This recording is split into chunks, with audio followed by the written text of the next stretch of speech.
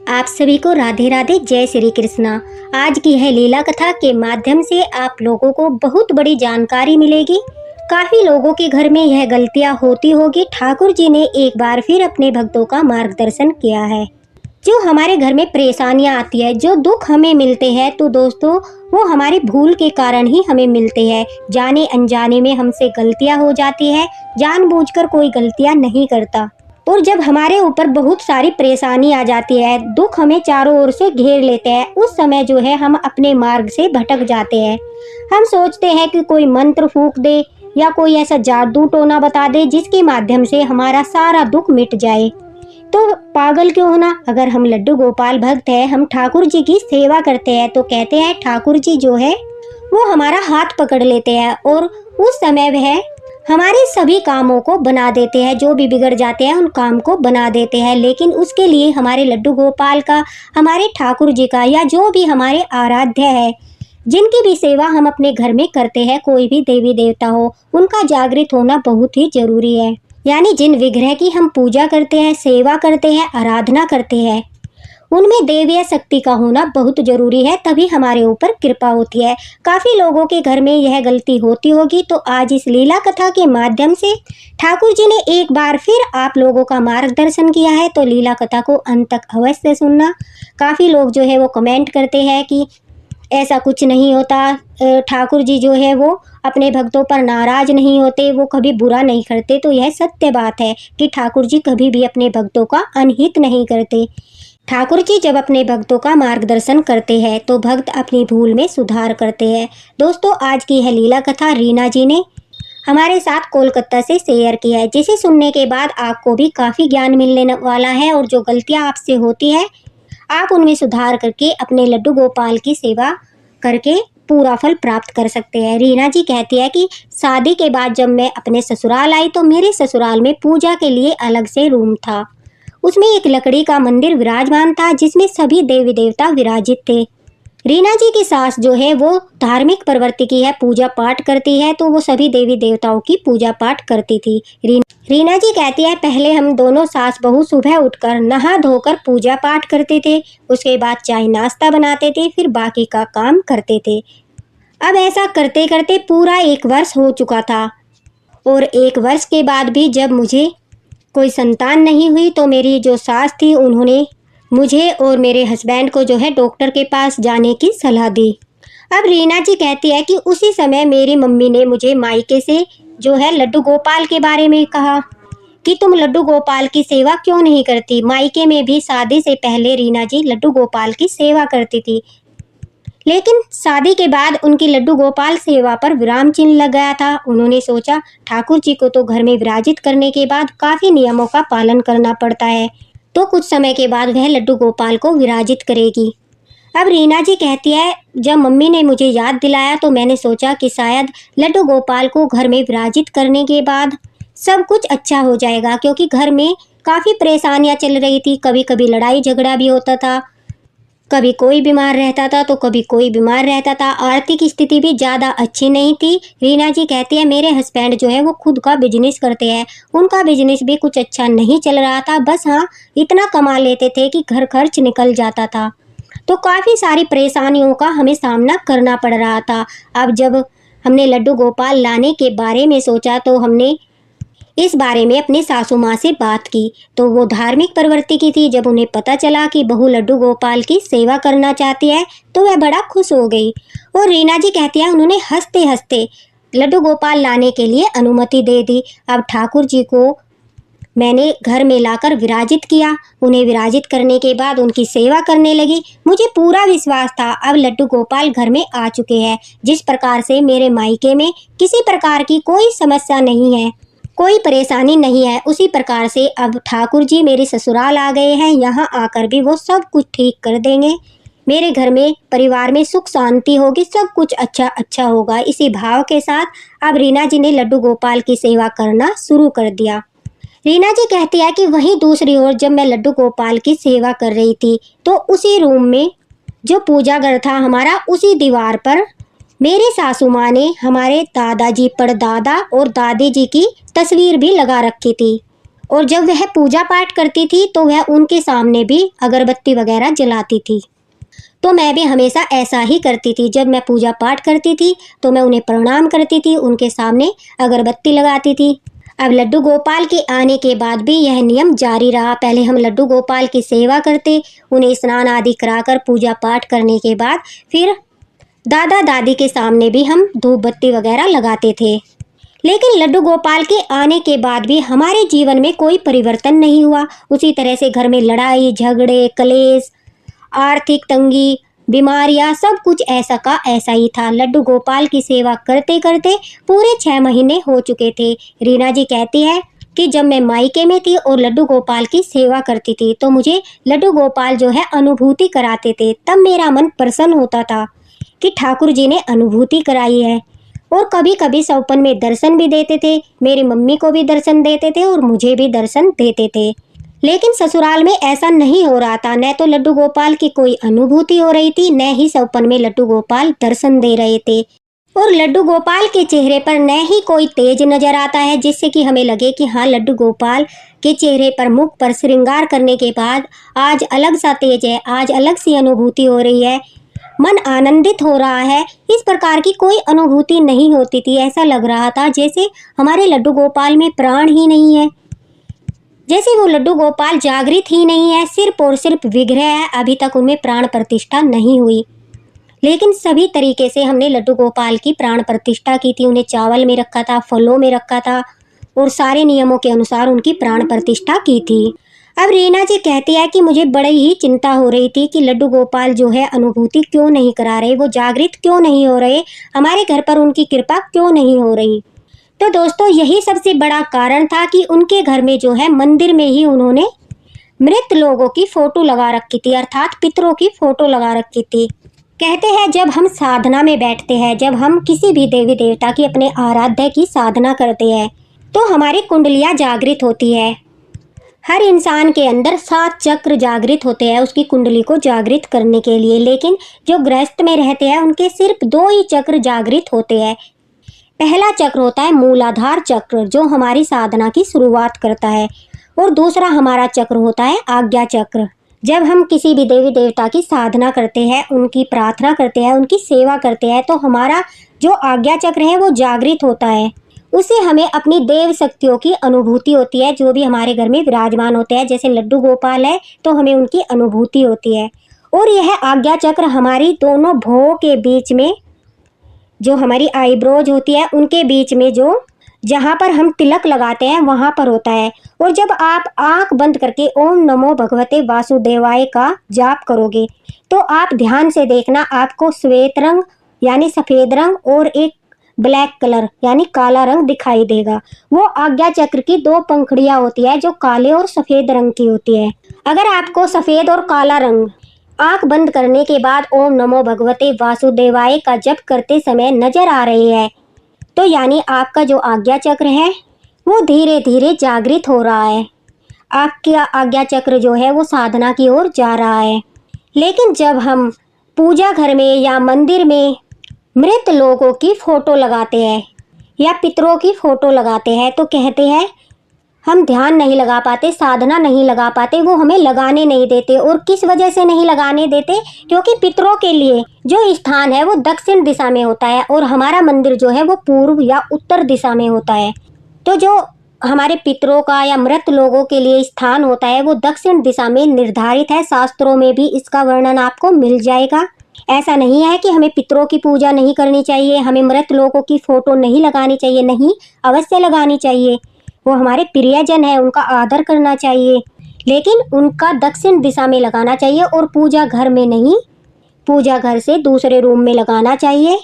उन्हें अलग से दक्षिण दिशा में दीवार पर स्थान देना चाहिए। नहीं तो हम उनके लिए जो भी दान पुण्य करते हैं, उन्हें जो धूप बत्ती वगैरह देते हैं, जो उन्हें प्रणाम करते हैं, उन्हें वो कुछ भी प्राप्त नहीं होता, जिसके कारण वो अशांत रहते हैं। और अशांत होने के कारण वो हमारे घर में भी उथल पुथल कर देते हैं, हमारे भी मन शांत नहीं रहने देते और इस तरह से नेगेटिव एनर्जी घर में बढ़ती चली जाती है और पॉजिटिव एनर्जी कम होती जाती है।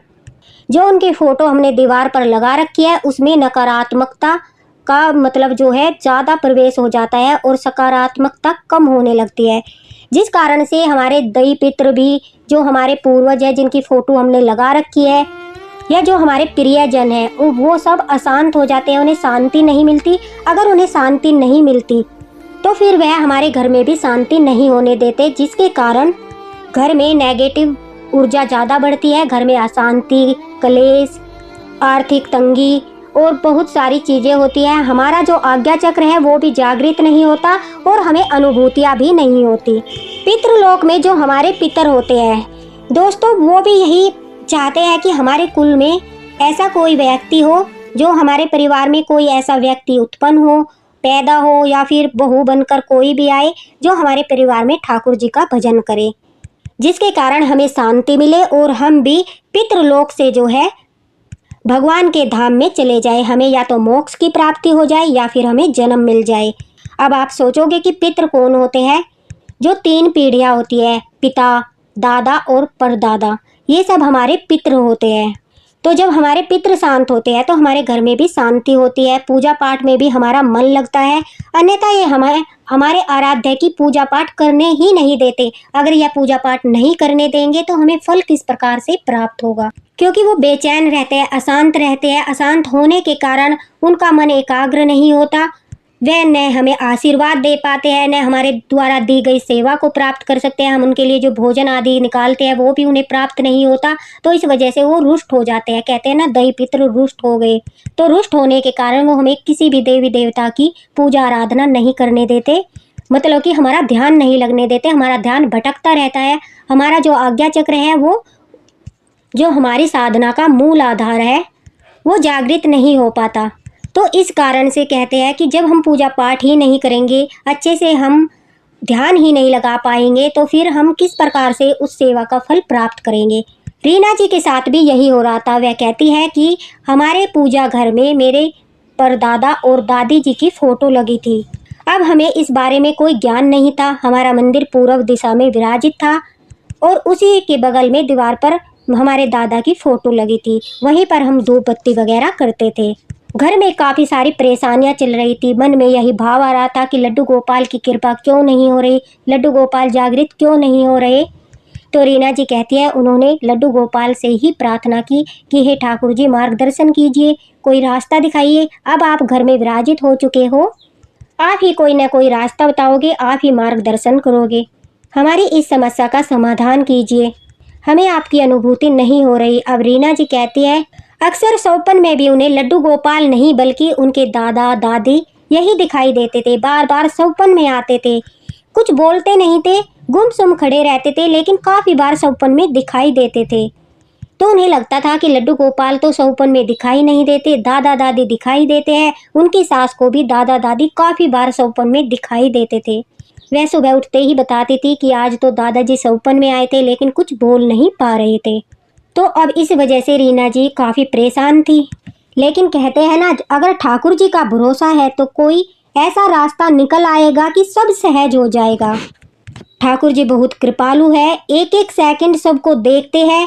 आपकी चिंता करने से कुछ नहीं होगा, आप कुछ संभाल नहीं सकते क्या?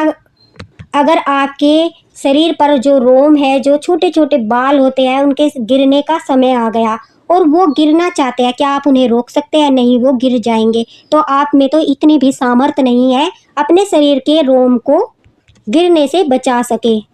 लेकिन अगर हम ठाकुर जी की सेवा करते हैं तो कहते हैं ठाकुर जी जो है हमारा हाथ पकड़कर सब करवा सकते हैं। फिर आप सोचोगे कि यह तो बिल्कुल असंभव था, मैं कर ही नहीं पाया था, यह किस प्रकार से हो गया? तो वो ठाकुर जी कराते हैं। चाहे कोई रिश्ता हो, संपत्ति हो, घर परिवार में परेशानी हो, सब कुछ ठाकुर जी के ऊपर छोड़ देते हैं। जब हम उन्हें समर्पण भाव से यह कह देते हैं कि अब आप ही हमारा मार्गदर्शन कीजिए, आपके ऊपर ही सब कुछ छोड़ दिया है, तो ठाकुर जी हाथ अवश्य ही पकड़ते हैं। अब रीना जी कहती है कि ठाकुर जी को तो मार्गदर्शन करना ही था, अनुभूति तो वो करा नहीं रहे थे, न ही सौपन में दिखाई दे रहे थे, लेकिन उन्होंने एक दूसरा रास्ता चुना। अब मेरे लड्डू गोपाल का जन्म दिवस आ रहा था, मतलब जिस दिन हमने उन्हें स्थापित किया था, स्थापना दिवस आ चुका था। तो हमने सोचा कि हमारे लड्डू गोपाल जो है वो जागृत नहीं हुए हैं, इस वजह से हम उनके लिए एक छोटा सा हवन रखते हैं। और हमने उनके लिए एक छोटा सा हवन रखा, पूजा पाठ रखा। पंडित जी हमारे घर आए, पूजा घर में ही सारी व्यवस्था की गई। ज़्यादा लोगों को हमने नहीं बुलाया था, बस एक दो आसपास की महिलाएं थी जो उस पूजा में आई थी। जब पंडित जी घर आए तो रीना जी कहती है कि उनके आने के बाद हवन पूजा सब कुछ अच्छे से हो गया। सभी ने लड्डू गोपाल के दर्शन किए, लेकिन मैं काफ़ी परेशान थी। और जब पंडित जी जाने लगे तो मैंने उनके पैर छूकर उनसे पूछा कि आप एक बात बताइए, मेरे लड्डू गोपाल की मैं पूरे 1 वर्ष से सेवा कर रही हूँ, लेकिन अभी तक न तो उनकी कोई अनुभूति हुई है और न ही मुझे लगता है वो जागृत है। हमारे साथ ऐसा क्यों हो रहा है? और आप देखिए, क्या हमारा मंदिर जो है वो उचित स्थान पर है? हमसे कोई भूल तो नहीं हो रही है? और रीना जी ने सारी बातें पंडित जी को बताई। तभी पंडित जी ने पूजा घर में उनकी लगी हुई परदादा और दादी जी की फोटो देखी। उन्हें देखते ही उन्होंने पूछा कि यह कौन है और तुम लोगों ने इनकी फोटो यहाँ पर क्यों लगाई है? उनके गले में माला थी तो पंडित जी समझ गए थे कि यह मृत व्यक्ति है, इनके पितर वगैरह है, लेकिन फिर भी उन्होंने स्पष्ट किया, पूछा कि कौन है। तभी रीना जी ने, उनकी सास ने बताया कि काफ़ी सालों से हमने तो इनकी मूर्ति यहाँ पर ही लगाई है और हम इनकी धूप बत्ती वगैरह भी करते हैं। कहते हैं ये हमारे पितर है और ये हमारी दादी माँ है, इनकी पत्नी है, इसलिए हमने इनकी फ़ोटो भी साथ में लगा दी। तो तब पंडित जी ने, रीना जी कहती है कि हमें बताया कि हमेशा पितरों का स्थान जो है दक्षिण दिशा में होना चाहिए। तुम इतने सालों से इन्हें प्रणाम करते हो, इनके लिए जो दान पुण्य करते हो, इन्हें कुछ भी नहीं मिलता, उसका फल नहीं मिलता, इसलिए ये अशांत होते हैं। अशांत होने के कारण घर में ग्रह क्लेश और काफ़ी सारी परेशानियां आती है। और जिन देवी देवताओं की हम पूजा पाठ करते हैं, जो हमारे आराध्य होते हैं, उनकी साधना, उनकी पूजा पाठ भी नहीं लगती, क्योंकि ये अशांत होते हैं तो हमारी साधना नहीं पूरी होने देते, कुछ न कुछ उसमें अड़चने आती रहती है। इसलिए लड्डू गोपाल अभी तक जो है वो आपके जागृत नहीं हुए, मात्र वो विग्रह है। लेकिन हाँ, जिस दिन तुम ठाकुर जी को लेकर आई थी, ठाकुर जी की नज़र तुम पर अवश्य पड़ गई थी। उन्होंने सिर्फ और सिर्फ मूर्ति में प्रवेश नहीं किया, क्योंकि वह स्थान पहले से ही भरा हुआ है। वहाँ पर आपके दई पितर ने वो स्थान घेर रखा है, तो अभी तक ठाकुर जी को उनका स्थान नहीं मिला, उनका आसन नहीं मिला। जब तुम यह मूर्तियाँ दक्षिण दिशा में लगा दोगे तो पूर्व दिशा का जो देवताओं का स्थान होता है, देवी देवताओं का, वो खाली हो जाएगा और वहाँ पर जब मूर्ति में शक्ति विराजमान हो जाएगी, ठाकुर जी अपनी शक्ति उसमें प्रवेश करा देंगे। उसके बाद जो भी तुम विग्रह की सेवा करोगे, उसका पूर्ण फल तुम्हें प्राप्त होने लगेगा। यह नहीं है कि ठाकुर जी तुम्हें देख नहीं रहे, ठाकुर जी तुम्हें आशीर्वाद नहीं देते, ऐसा बिल्कुल नहीं है। ठाकुर जी की नज़र तुम पर पड़ी है, तभी वो सेवा लेने के लिए आए हैं। लेकिन तुम्हारे घर में उनके लिए आसन खाली नहीं है, वो भरा हुआ है। वहाँ पर तुमने पहले से ही अपने पितरों को स्थान दे रखा है, तो ठाकुर जी के लिए अभी स्थान वहाँ पर खाली नहीं है, इसलिए वो विराजित नहीं हुए हैं। अपनी शक्ति उन्होंने विग्रह में प्रवेश नहीं कराई है। जिस भी घर में लाला होते हैं, ठाकुर जी अपनी शक्ति उसमें प्रवेश कराते हैं और फिर जब हम सेवा करते हैं समर्पण भाव से, नियमों के अनुसार, तो ठाकुर जी कृपा भी बरसाते हैं। अब रीना जी कहती है, इतनी बड़ी भूल के कारण मेरे ठाकुर जी को स्थान नहीं मिल पा रहा था। पूरे 1 साल से वो बैठ नहीं पा रहे थे, दूर से ही मुझे देख रहे थे। अब पंडित जी के कहे अनुसार रीना जी और उनकी सास ने जल्दी से जो उनके परदादा और दादी की तस्वीर थी, वो मंदिर के पास से हटाकर दक्षिण दिशा की दीवार पर लगा दी और ठाकुर जी से भी अक्षमा याचना की और अपने दई पितरों से भी माफ़ी मांगी और पूरे श्रद्धा भाव से सेवा करने लगे। अब ठाकुर जी से पंडित जी ने, नेहा ने, जो रीना जी की ननंद है वो भी आ रखी थी, और उनकी सास ने, सब ने मिलकर, और रीना जी के पति ने, सब ने ठाकुर जी के सामने हाथ जोड़े, उनसे प्रार्थना की कि आप अपने विग्रह में विराजित होइए, जागृत होइए और हम पर भी अपनी कृपा दृष्टि बनाइए। अब रीना जी कहती है कि हम पूरे नियम के अनुसार, जो पंडित जी ने हमें बनाए, वही उन सब के अनुसार हमने पूजा पाठ करना शुरू कर दिया। धीरे धीरे घर में सुख शांति होने लगी, धीरे धीरे घर में सब कुछ अच्छा होने लगा, सभी का स्वास्थ्य भी अच्छा रहता था, घर में लड़ाई झगड़ा भी नहीं होता था। और सबसे खुशी की बात यह थी कि मेरे पति का जो बिजनेस था वो बहुत अच्छा चल रहा था। ऐसा लग रहा था कि हमारे ठाकुर जी की, हमारे दई पितरों की, सभी का आशीर्वाद हमें पूर्ण रूप से मिल रहा है।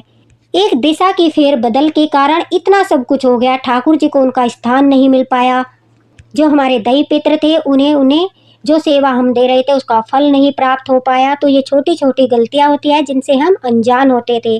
अब रीना जी कहती है लड्डू गोपाल की तो इतनी कृपा बरसने लगी कि मुझे विश्वास नहीं हो रहा था। जो मेरी सासू माँ थी उन्हें भी अनुभूति होती थी, मुझे भी अनुभूति होती थी। जब भी मैं पूजा में बैठती, मैं ओम नमो भगवते वासुदेवाय के जप करती, आंखें बंद करती, तो मेरा मन इतना लगता था पूजा पाठ में, ऐसा लगता था जैसे घंटों वहीं पर बैठी रहूं, ठाकुर जी के जप करती रहूं, उनका नाम लेती रहूं। और ठाकुर जी ने मेरी गोद भी खुशियों से भर दी। मैं प्रेग्नेंट हो गई, ठाकुर जी की हर तरह से कृपा बरस रही थी।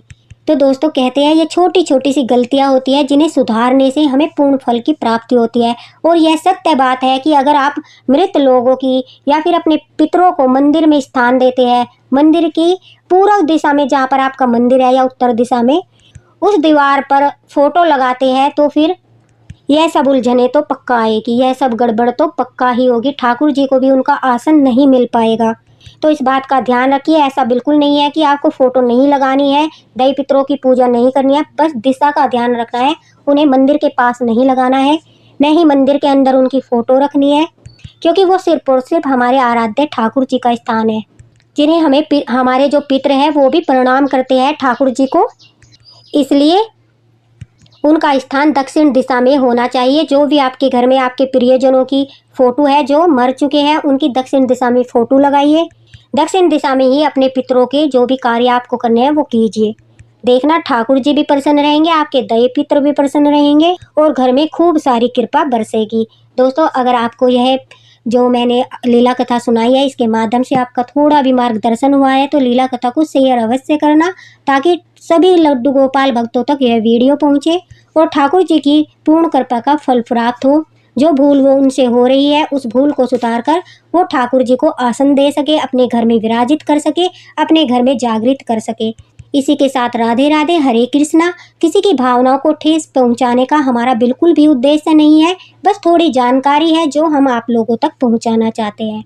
मिलते हैं अगले वीडियो में, तब तक ठाकुर जी की कृपा आप पर बनी रहे।